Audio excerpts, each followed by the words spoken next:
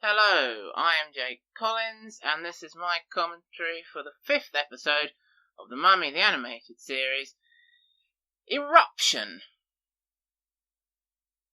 We begin with this minecart chasing sequence, very reminiscent of Indiana Jones, and I suppose quite an appropriate genre piece. But the only reason it's here is to shoehorn Imhotep into the episode, because he doesn't feature at all in the main action of this episode, which is set on an island somewhere near Australia.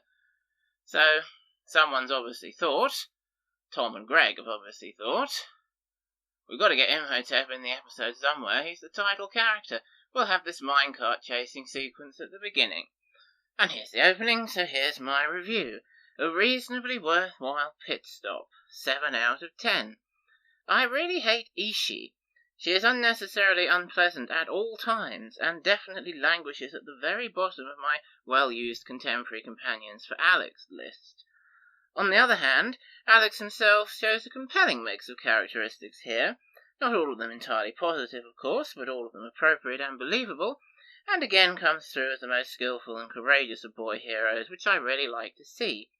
The gynarchy is understated and interesting, and while the episode does practically nothing to progress the overriding plot of the series, it's a decent standalone adventure with some nice moments. Yes, I agree with that review that I wrote all those months ago. It's worth 7 out of 10 this episode, but definitely no more. Here we are back into the action, and I shall continue talking about Imhotep. It becomes clear, at least to me, and perhaps to Tom and Greg eventually, that this show doesn't really need Imhotep as a matter of course, despite the fact that he is the title character. All it really needs is Alex, and 2 or 3 decent characters to be there with him in the adventure and help him with his exciting family teamwork, and of course most of the time that is Alex's biological family, as we see here. But as will be shown when we get to Season 2, certainly the latter stages of Season 2, it works just as well with Alex and his Magi family instead, or it can work just as well. And of course, they need a goal, an adventure, some sort of plot quest for the episode, but that plot, quest, goal does not necessarily have to involve Imhotep at all. And we'll see evidence of that, stark, undeniable evidence of that, later in the first season, particularly in the episodes The Boy Who Would Be King, the China episode, as I refer to it to myself, and the werewolf episode, Howl. And I'll come back to that point, commentating on those episodes, I'm quite sure. Now here we see Evie's got this diary. She's always finding diaries and logs lying around that tells them, apparently, that the Scrolls of Thebes have ended up in Australia, having sailed there with Captain Cook. And this is very strange, because they don't end up going to Australia. The 2 episodes after this, on the first disc of the DVD set, I can't remember exactly what the one after that is, but the next 2 after this, they go to New York and then Germany. So they're not following through their quest to Australia at all. I don't think Captain Cook is mentioned again as having had the Scrolls of Thebes. It's strange, it's anomalous. You could easily miss it out of the series and obviously miss nothing from the plot or from any aspect, really. Alex has a vision there, as you can see, of his first contemporary friend. A friend for Alex, companion for Alex, Ishi. The first one we see him on screen with, and, as I say in my review, very much the worst one, in my opinion.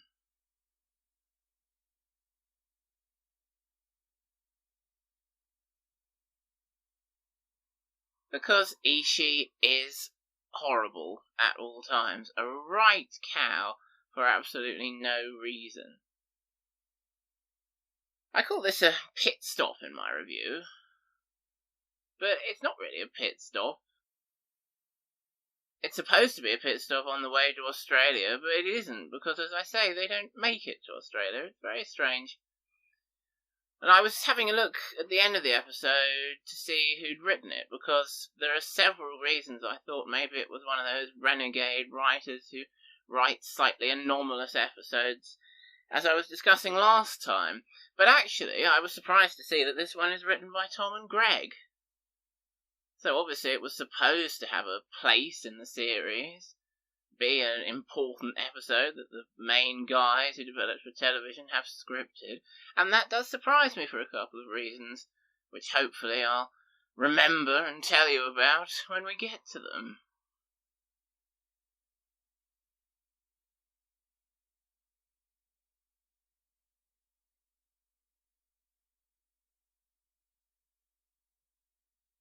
Now, Ishi's obviously supposed to be a strong female character, fine, good, but she's one of these ones where it's attempted to show that she's strong by making her horrible.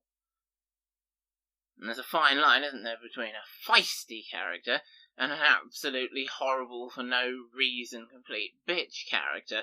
And I think Ishi definitely falls into the complete bitch column, unfortunately.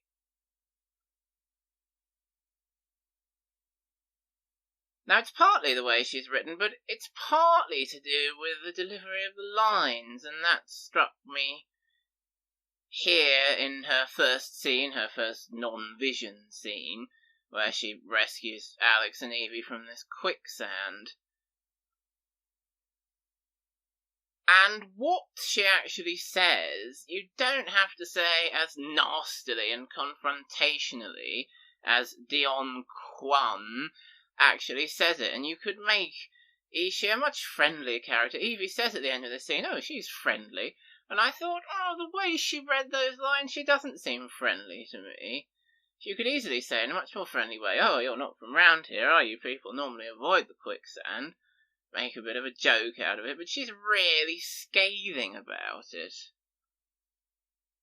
Which is a shame, because it's not a good way to make your female characters strong, just having them be horrible. And indeed, in this very episode, there is another strong female woman, Ishi's mum, the head of the tribe on this island paradise near Australia.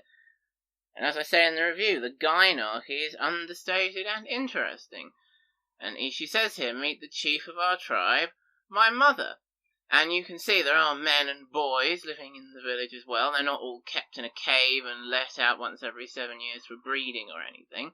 It's a happy, well-functioning gyneocracy, or gynarchy as I've called it there, with Ishi's mum as the chief. And she is a strong female character, but she's a very nice strong female character. She's strong in many ways. She's authoritative, calm and decisive, and obviously everyone respects her and as the leader of the tribe, and rightly so. But she's very nice as well, unlike Ishi. She's very good to the O'Connells. She's like, oh yes, don't worry, you've come to our island, you've knocked down our totem pole and released this lava monster. Accidents will happen. Never mind, I'll help you mend your blimp with this sap mixture that we make. She's a very nice character, and also a very strong female woman. And Ishi could have been the same way, I think, if played differently, and perhaps written differently as well, but it's hard to tell. Now here's something anomalous that made me think that Tom and Greg probably hadn't written this when actually they had. Alex and his remote control plane, which apparently he's built and designed, or probably in the other order, really, designed and then built. And this fits in with something you can read in like series Bible material for the Mummy the Animated series. Alex is a technical whiz kid and designs things like 1930s versions of boogie boards to help him out with his crazy adventures and stuff. And I found a website where that aspect of him was mentioned, and it was obviously full of these like series Bible stage characteristics for all the characters. But that one doesn't really make it into the series, apart from in this episode. And it seemed to me like it's the sort of thing you would do if you were coming in to write one episode and you got the series Bible and you thought, aha, Alex is a technical whiz kid, he's designed this plane. But no, Tom and Greg did it. So obviously they were trying to include that aspect of the character here, but it just kind of petered out afterwards. So quite anomalous that, as I say. And I thought there was an anomalous moment for Alex there doing that walking over the vine sequence, where he says to Tup, well, if she can do it, I can, right? I mean, what are we trying to say about Alex there? Is there something of the misogynist about him, or something of the imperialist about him?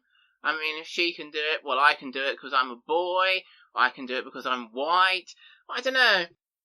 I find that a strange line for Alex. I don't know exactly what he's trying to say about it, and I don't really think he should have said it. I mean, this next bit is alright, trying to show off to her with the manacle, but of course she's very scathing about that, and again, she could have made more of a joke out of it. And here we are with the 1930s surfboards, which Alex hasn't designed. Ishi and friends already have them. But they commit a cardinal sin of cartooning here, in my opinion, in the way they draw Alex's nipples, or don't draw Alex's nipples. I think if you're going to draw cartoon nipples, you should actually draw them. Or alternatively, just don't draw them at all, as is the case in some shots there with Alex. But what I don't like is flesh-coloured circles. The outline of the nipples, and just the flesh colour inside. I think that looks terrible. It looks like unfinished nipples. And if anyone deserves properly finished nipples, or no nipples at all, it's certainly Alex. So that always annoys me slightly. That one, of course, is the animator's fault. And as I say elsewhere in the episode, Tom and Greg haven't done so well. So yeah, it's definitely only worth a 7 for all these reasons combined. But here's the fire starter, Twisted Fire Starter, the lava monster. I did try to remember the name when I watched it just now. Kima Tawi or something like that.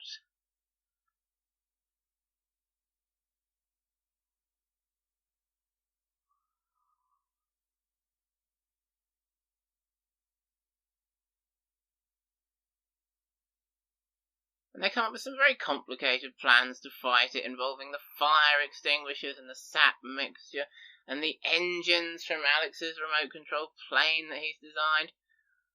And Rick's whip, fortunately, but not Rick's dynamite, disappointingly.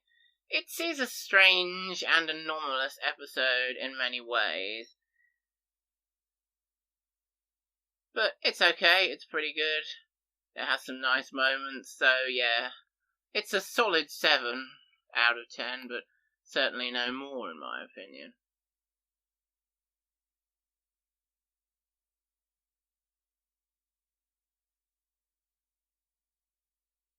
Now, the thing to do in this episode is to keep track of Alex and Ishi's score for saving each other. Ishi says to Alex at the end, "Thanks for saving my life." Alex is like, "Oh, I'm just returning the favour." And she, in her bitchy way, is like, "Actually, I saved your life twice, but who's counting?" Well, I think, Ishi, you are counting, and your score criteria are very dodgy. Now, the quicksand save, okay, that's a solid save to Ishi, but here is where she reckons she saves Alex's life again on the surfboards in the boiling water. She does nothing. Is she supposed to be catching him there as he collapses onto her surfboard? She barely touches him. And then she says, "Keep low and leave the steering to me." What does she do? She immediately crashes into a rock and they fall onto the beach. I mean, it's not much of a save there from Ishi, but that's, she reckons, her 2 saves, the quicksand and the surfboards. I mean, okay, I'll be generous to her. She has 2 there. It's a 1.5, really, but we'll round that up to 2 saves. But she reckons at the end of the episode, Alex only has 1 save of her life. Only 1 to Alex in the life-saving column, and this is a complete miscount, as I shall point out in no uncertain terms.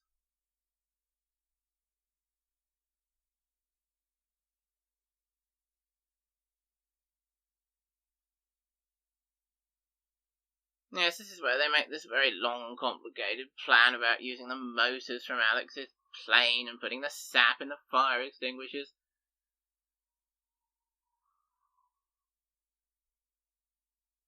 We're just itching to get on with the final act now, I think.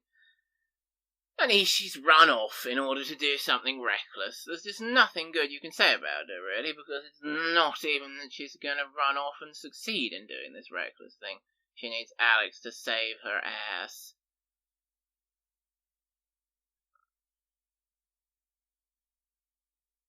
Which, of course, he'll do.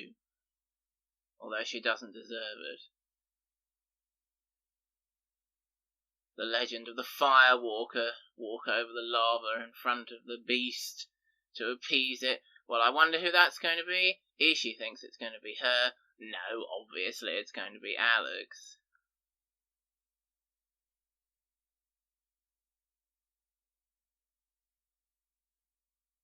Alex finally clicks here. Ishi was the girl in my vision, and now I've got to go and save her on top of this mountain.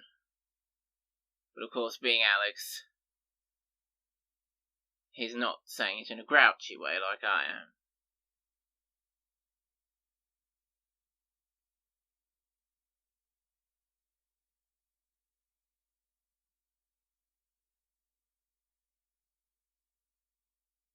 Alex, it's too dangerous, says Evie. Was it too dangerous for her to save me from the lava water, says Alex. Well, she didn't really do very much. God, and even here now, she's being a bitch. Alex is like, give me your hand. And she's like, no, I'm going to go and walk the fire. And here's number 1. Alex definitely saves her here. He saves her from this fireball by jumping on top of her. So by anyone's count, that's now 2-1 in Ishi's favour.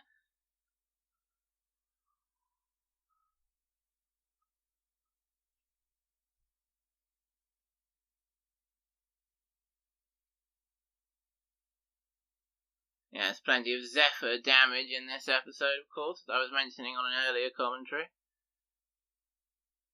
Fixing it is actually an issue in this one. Oh yes, now Ishi's twisted her ankle. Alex is supporting her weight. He drags her away from all these exploding hot air pockets and lava. You could say that's now 2-all. Even if you don't want to count that as a separate save from the first one with Alex and say it's still 2-1 to Ishi, I'd accept that. But arguably, it's now 2-all.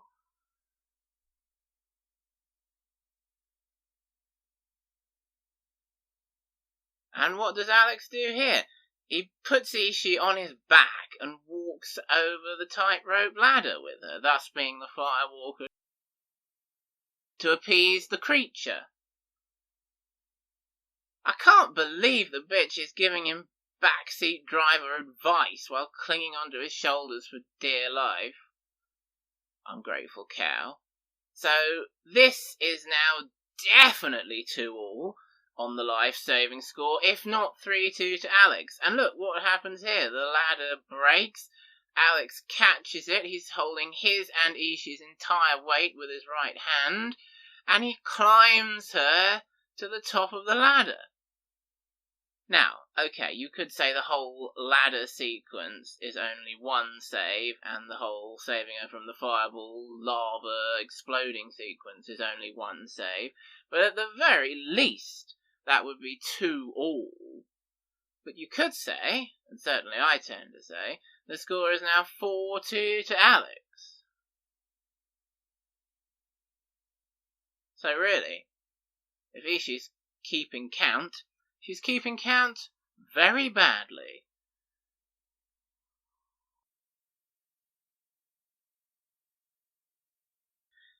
Saying that thing to Alex, oh, who's counting? Well, you are, but you're counting wrong, you stupid cow. And they're off to Australia, except they're not. because we'll never see them in Australia, and the next thing we know, the Scrolls of Thebes are God knows where, but somewhere they're going to find by New York and then Germany. So there we are, the end of the episode. As I say, a solid 7 out of 10, and I think you can tell why from all the things I've been saying about it. Do join me again soon for a commentary on the next episode, The Orb of Aten.